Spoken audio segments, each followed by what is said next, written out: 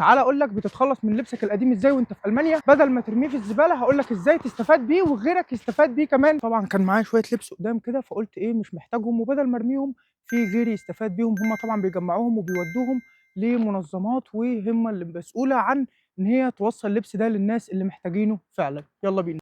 اول شيء تقوم منزل دي كده ايه الكوتشيات. كان معايا كوتش مكوش، ده تاني كوتش برضو انا ما كنتش محتاجه.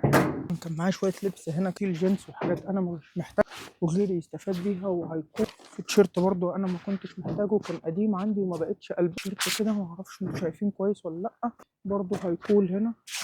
بكده نكون انا حطيت كل اللبس اللي انا مش محتاجه هنا. بعد كده بتقوم عامل دي كده وتمام خلصت. لو نزلتها مش هتلاقي فيها حاجه تاني خلاص. ديت تجربه كويسه جدا، تجربه التكافل الاجتماعي، او ان هم مثلا ياخدوا اللبس القديم او اللبس اللي انت مش محتاجه وتيجي تحطه في مكان زي ده. منظمات مسؤوله عن ان هي توديه لناس محتاجها حتى لو مش في المانيا. ديت حاجه كويسه جدا من ضمن الحاجات اللي انا حبيتها هنا في المانيا بصراحه. تكون مش رايحه اصلا لحد في المانيا، في ناس فعلا محتاجه اللبس ده ومش قادره انها تشتريه حتى لو قديم. تجربه بسيطه كده حبيت ان انا اشاركها معاكم.